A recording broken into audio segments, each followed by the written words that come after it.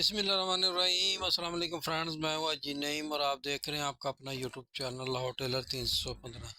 जी friends, आज हम आपको बताने जा रहे हैं कि आपने ये वाली कटिंग कैसे करनी है। तो ये वाला जो बंदा है ना, उसकी जो चेस्ट है वो बाहर की तरफ है, ठीक है ना। इसका जो तीरा है वो है, तीरा इसका है जी 17.5 इंच। ये 17.5 इंच है, ठीक है। इसका जो बैन है, कॉलर लगना है इसको, तो वो है 15 इंच। ये कॉलर का मैंने मार्किंग कर दी आपके सामने, ये बैन की मार्किंग कर दी है, ठीक है। बैन गुलाई में होता है और कॉलर सीधा होता है। तो हमेशा की तरह मैं ये इसको जो है ना, जितना तीरा होता है उससे 2 सूत्र कम करता हूँ, ठीक है जी। ये 2 सूत्र कम के ऊपर मैंने निशान लगाया, यहाँ भी 2 सूत्र कम के ऊपर निशान लगा दिया। उसके बाद मैं आपको ये बताता था कि यहाँ पे आपने 1 इंच ही रखना है और ऐसे करके आपने इसको शेप दे देनी है, ठीक है। फिर हम यहाँ से कटिंग शुरू करते थे, यहाँ से ऐसे करके गलाई शुरू करते थे। आपको पता है, फ्रंट साफ के लिए कि इसका फ्रंट साफ हो जाए। लेकिन इसकी जो चेस्ट है ना वो बाहर है, ये सीने से जो है ना ये बाहर की तरफ है, इस तरफ है। यानी कि जो वे लिफ्टिंग करते हैं ना आदमी, या कोई जोर करते हैं, कबड्डी खेलते हैं, तो उनकी जो यहाँ से होती है ना सीना जो है ना, ये बाहर की तरफ होता है। यानी कि वो अंदर की तरफ नहीं होता कि उनको फिटिंग दी जाए, कि उनको हम यहाँ से फिटिंग दें फ्रंट साफ करने के लिए। अगर इनको हम यहाँ से फिटिंग करेंगे तो ये यहाँ से उनको ये वाली जगह से कमीज फंस जाएगी। यानी कि वो इजी मॉल नहीं समझेगा, वो उसको तंग तंग महसूस होगी। तो ये रात को मेरे पास कस्टमर आया था, लेकिन वो पहले कहता था कि जी मेरा ये जो फ्रंट है ना ये साफ होना चाहिए, बिल्कुल क्लीन की तरह, जैसे कोट होता। हमने उसका जो सूट बनाया वो बिल्कुल, जब हमने उसको पहनाया था तो वो क्लीन था। लेकिन उसने कहा कि जी मुझे उसकी चेस्ट थी बाहर। उस वक्त भी हमने उसको बोला था कि जी आपकी चेस्ट बाहर है, लेकिन अगर हम ऐसा करेंगे तो ये आपको फ्रंट तो साफ हो जाएगा, लेकिन उससे क्या होगा कि आपको ये तंग करेगा। तो ये उसका सूट साइज वाला था। रात को वो खुद भी आया था, साथ में उसने साइज दिया। तो जब उसने पहना सूट, सूट बिल्कुल क्लीन था, लेकिन यहाँ से जो है ना वो जोर करता है, तो यहाँ से तो तंग महसूस कर रहा था, ठीक है ना। चेस्ट से यहाँ से सीने से उसका जो है ना ये तंग था।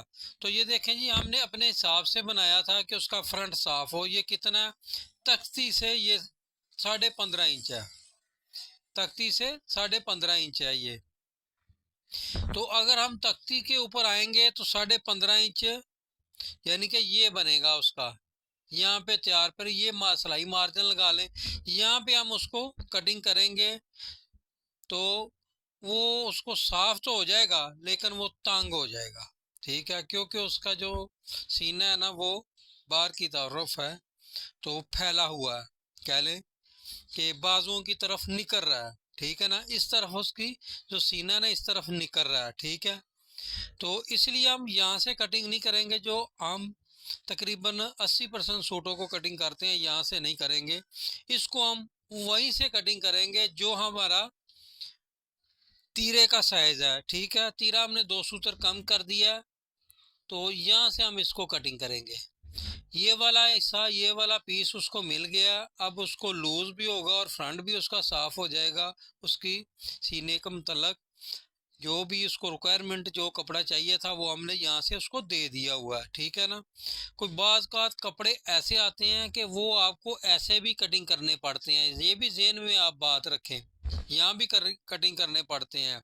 70% हम कटिंग जो करते हैं यहाँ से कटिंग करते हैं, यहाँ से, ठीक है। कुछ ऐसे भी साइज आपके पास आ जाते हैं कि जहाँ से आपने 1 इंच ही नहीं इससे ज़्यादा रखना होता है, तो फिर जाके उसको जो बारीक से लोग होते हैं, ठीक है।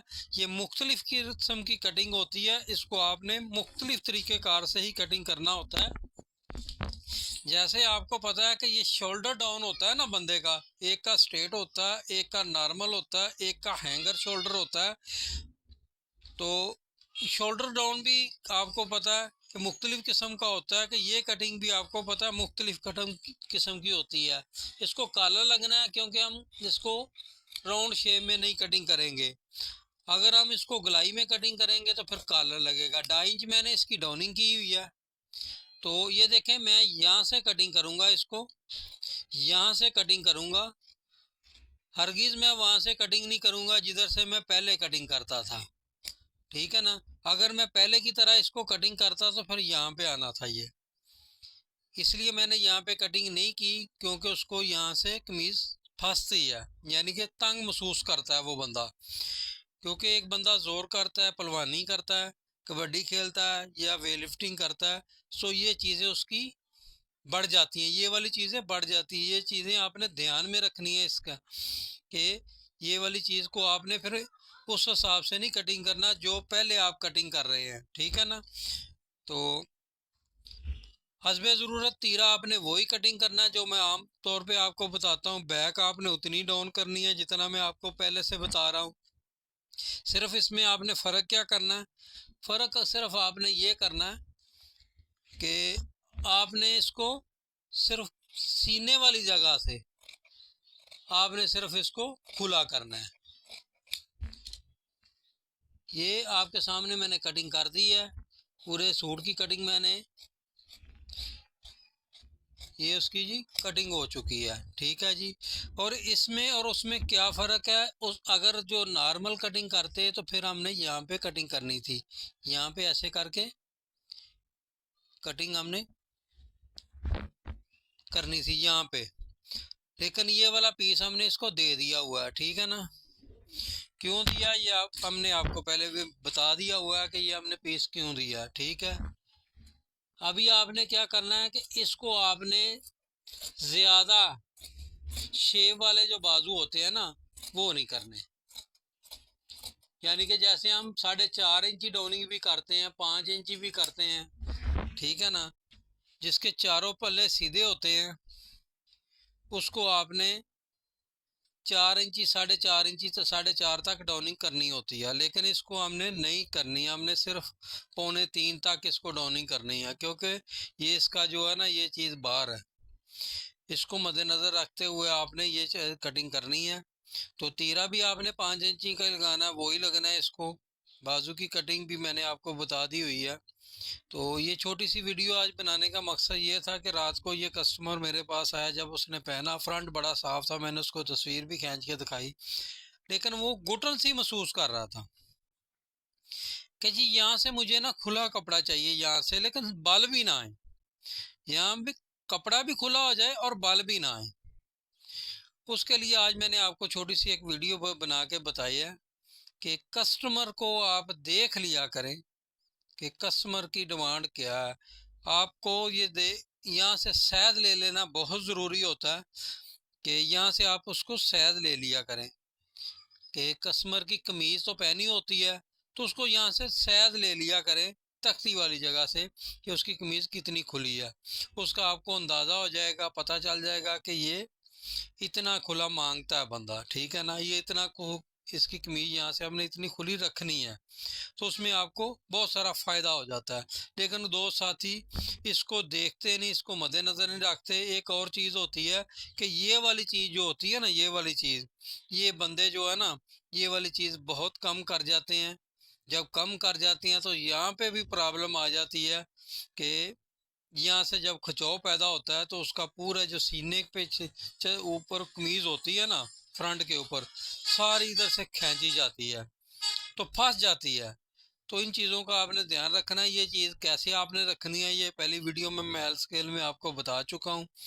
तो ये मैंने आपको आज बताना था, ये मैंने आपको बता दिया कि छोटी सी वीडियो बना के। और अल्हम्दुलिल्लाह मेरा नया पैटर्न जो है वो बन चुका है। इंशाल्लाह इसी हफ्ते में हम उसको लॉन्च करेंगे, और उससे अच्छा पैटर्न दुनिया में कहीं नहीं आपको मिलेगा। पैटर्न तो अल्हम्दुलिल्लाह लॉन्च ही मैंने किए, तो जो अभी पैटर्न बनाया है वो सबका बाप होगा, सब पैटर्नों का बाप कह लें कि होगा। तो उसमें सारी कटिंग दे दी गई है, दुआओं में याद रखें। अगर ये हमारी वीडियो आपको अच्छी लगी है तो इसमें हमारे चैनल को सब्सक्राइब कर दें, लाइक कर दें और शेयर कर दें, और दूसरों को ये मैसेज दें कि इस वक्त यूट्यूब के ऊपर अगर कोई सबसे बेहतरीन चैनल चल रहा है काम सीखने और सिखाने का, तो वो लाहौर टेलर 315 है। अगर जो दोस्त साथी ये कोई मालूमात लेना चाहते हैं, हमारा लाहौर टेलर 315 व्हाट्सएप का ग्रुप है, जो पाकिस्तान का वह सबसे बड़ा ग्रुप है इस वक्त, जहाँ पे बच्चों को काम सिखाया जाता है। हमारी बहनें बेटी हैं जो घरों में काम सीख रही हैं, उनको कोई मसला दरपेश हो तो हमारा जो है हमारा वो लेडीज़ ग्रुप है, जहाँ पे हम अपनी बहनें बेटियों को ऐड करते हैं। सिर्फ लेडीज़ ही वहाँ पे है, अदरवाइज़ कोई नहीं है। तो हम जितनी देर तक हमारा इत्मीनान नहीं हो जाता हमारी बहनों बेटियों तक कि ये वाकई हम ये बहनें बेटी हैं, तो उस वक्त तक हम उनको लिंक नहीं सेंड करते। तो दुआ में याद रखें जी। इस छोटी सी वीडियो बनाई है आपके लिए, बड़ी कारआमद वीडियो है। तो इंशाल्लाह मिलते हैं नेक्स्ट वीडियो में। दुआ में याद रखें। अस्सलाम वालेकुम वरहमतुल्लाहि वबरकातुहू।